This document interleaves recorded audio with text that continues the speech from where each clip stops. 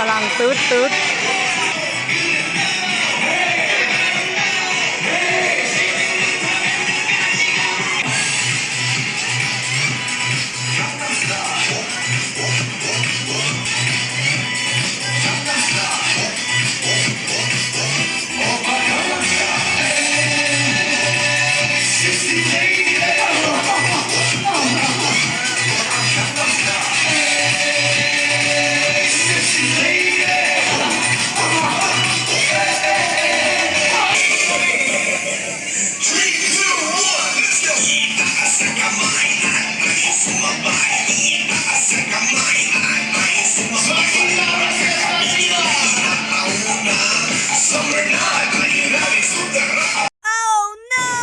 สบายดีครั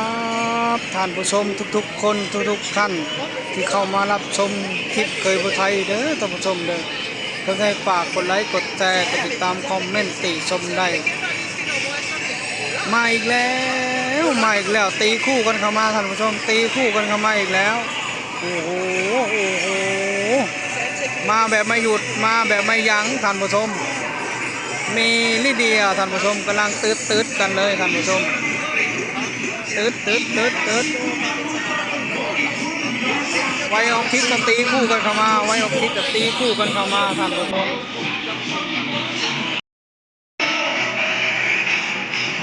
มาเบิ่งพลังตืด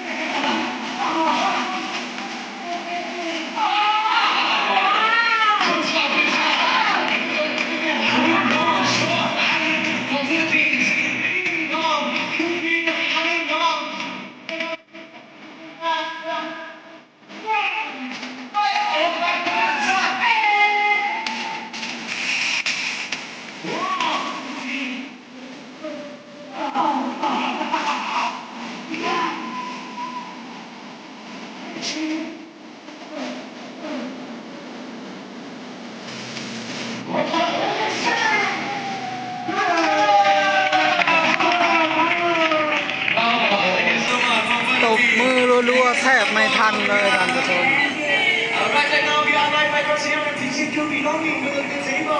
นี่คือเที่ยวไทยไอคอนสยามเด้อท่านผู้ชมเด้อ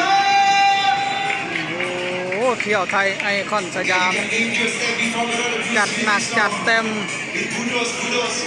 เด้อท่านผู้ชมเด้อ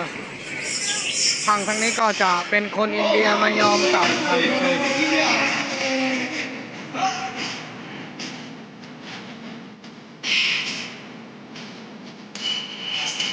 มมาดูท่านผู้ชมกำลังเดินเป็นขบวนขึ้นมาแล้วท่านผู้ชม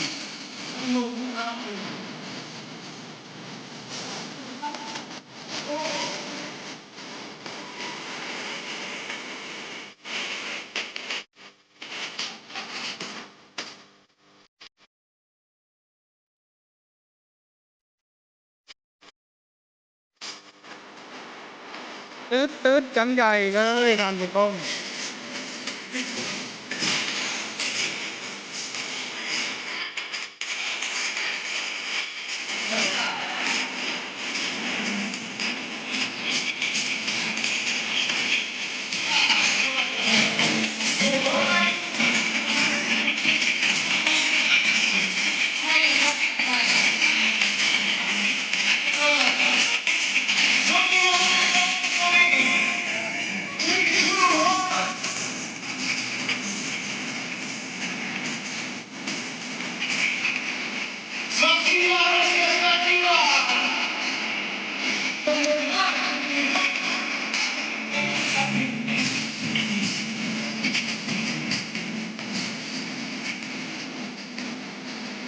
ลังต่างชาติข้ามน้ำข้ามทะเลมาเที่ยวประเทศไทยให้เราเห็น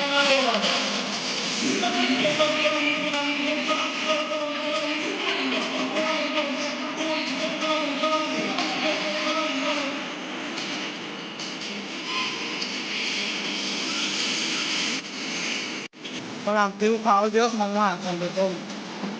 ขอบคุณครับโอ้ว้าวเจ๋งสุดเลยขอบคุณ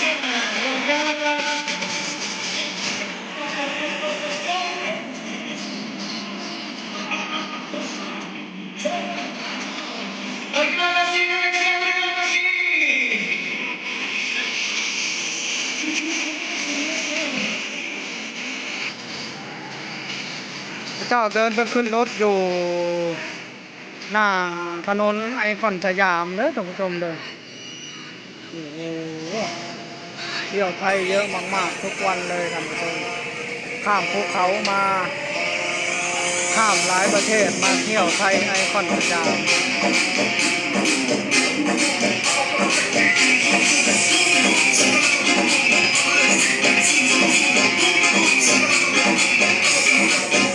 ผู้สาวใส่ชุดดำตืดกันนะครับยังบ่ทันมาท่านผู้ชมเรารอดูพระเจ้าเดินออกมาก่อนเนาะ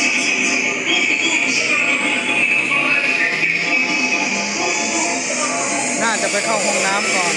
แล้วก็เขาจะมาถ่ายรูปไว้เป็นที่ระลึกกว่าจะได้มาเที่ยวไทยเรือดินเนอร์ไทยเนี่ยก็บางคนก็มาครั้งเดียวท่านผู้ชมสาวใส่ชุดดำออกมาแล้วท่านผู้ชมตืด4 คน 5 คนแต่ละคนหน้าขาวน่ารักมากๆคนไทยบอกไปเลยว่าต่างชาติเขาจะมาเที่ยวไทยเนี่ยกลัวจะได้มาเนี่ยก็จะใช้เวลาพอสมควรด้วยบางคนก็มาครั้งเดียวบางคนก็มา2-3 ครั้งก็แล้วแต่คนมีตังค์คนชอบเที่ยวด้วยท่านผู้ชมคนชอบเที่ยวคนมีตังค์ก็เจ้าก็มา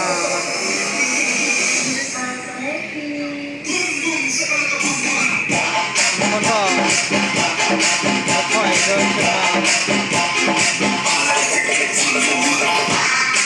แต่หน้าใกล้จะหมดแล้วท่านผู้ชม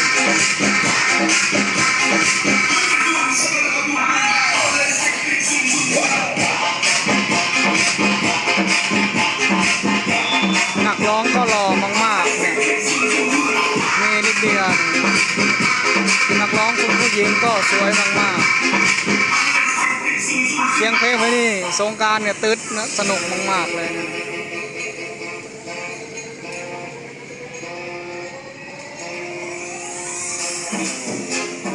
ทางนี้ก็จะเป็นทางเข้าออกไอคอนสยามทางท่าเรือด้วยผม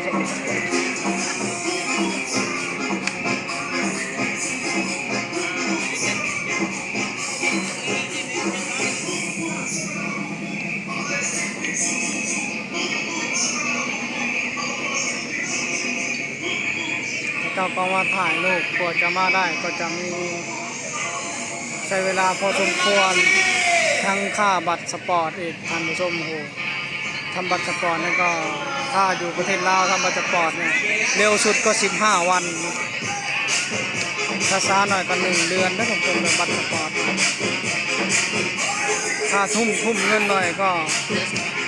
น่าจะ7 วันเนาะ